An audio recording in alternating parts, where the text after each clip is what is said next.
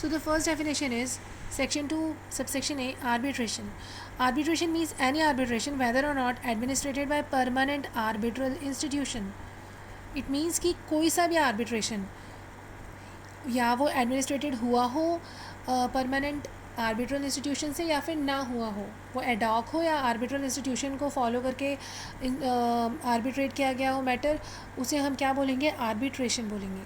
The second definition is arbitration agreement. Means an agreement referred to in section 7. So we will talk later. Okay, in section 7 will read this arbitration agreement. Now comes the arbitral award. It includes an interim award. Interim यानी आपने किसी को बीच में कोई matter में बीच में आपको अपना कोई सिक्योरिटी सेव करनी है.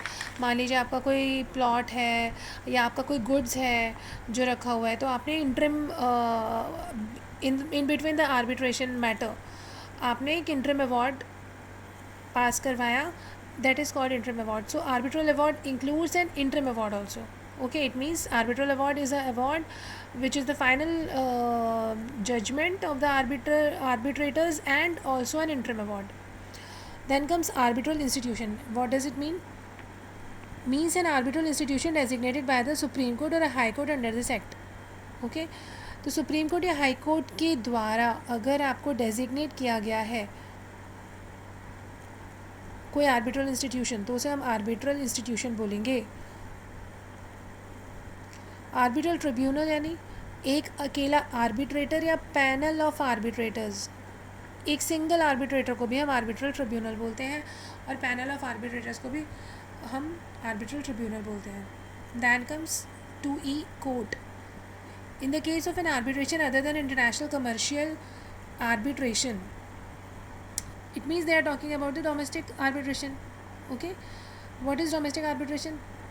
जहाँ पर मैटर जो दो डिस्प्यूटेड पार्टीज़ हैं वो दोनों इंडियन हो या ऑफ द सेम कंट्री हो. ठीक है.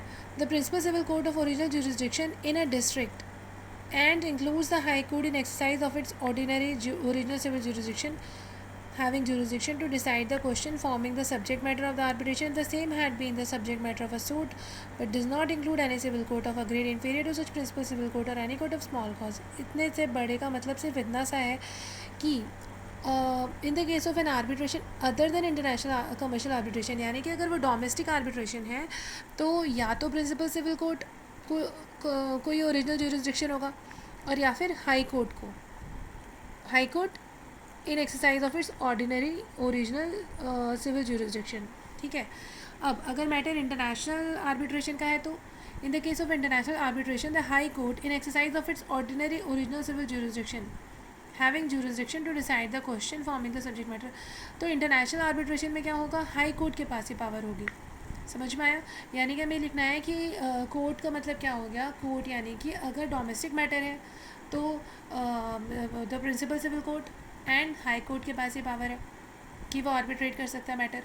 और अगर ये एक इंटरनेशनल कमर्शियल आर्बिट्रेशन है तो हाई कोर्ट के पास ये पावर है to exercise of its ordinary original civil jurisdiction.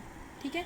इसमें हम ये बता रहे थे कि but does not include any civil court of a grade inferior to such principal civil court, यानी प्रिंसिपल सिविल कोर्ट से नीचे के कोई कोर्ट्स या स्मॉल कॉज कोर्ट्स ये काम नहीं कर सकते हैं आर्बिट्रेशन का. That what court means. Okay. Then comes international commercial arbitration. Now what is international commercial arbitration? As the name suggests, international. An arbitration relating to disputes arising out of legal relationship. Arbitration कब होगा? जब कोई legal relationship होना चाहिए, या तो वो contractual होगा या कॉन्ट्रैक्ट बन चुका होगा या कॉन्ट्रैक्ट नहीं बना होगा. हो सकता है डिस्प्यूट से पहले उन्हें कोई कॉन्ट्रैक्ट बनाया हो और हो सकता है वो डिस्प्यूट होने के बाद कोई कॉन्ट्रैक्ट बनाए कि भैया आर्बिट्रेशन में चलते हैं. इसलिए यहाँ पे लिखा है कि international commercial arbitration means an arbitration relating to disputes arising out of legal relationship, यानी पार्टीज़ के बीच में लीगल रिलेशनशिप होना चाहिए, वो कॉन्ट्रैक्चुअल हो या ना हो. Considered as commercial under the law in force of India. जो भी लॉ इन फोर्स है इंडिया में उसमें उन सब में वो कमर्शियल में कंसिडर किया जाना चाहिए ऐसा डिस्प्यूट हो. And where at least one of the party is, और अगर कोई एक पार्टी, दो में से कोई एक पार्टी क्या होनी चाहिए, इसके कुछ पॉइंट्स है. An individual who is national और habitually resident in any country other than India, यानी कि वो एक बंदा उनमें से डिस्प्यूट वाला इंडियन नेशनैलिटी का नहीं होना चाहिए। A body corporate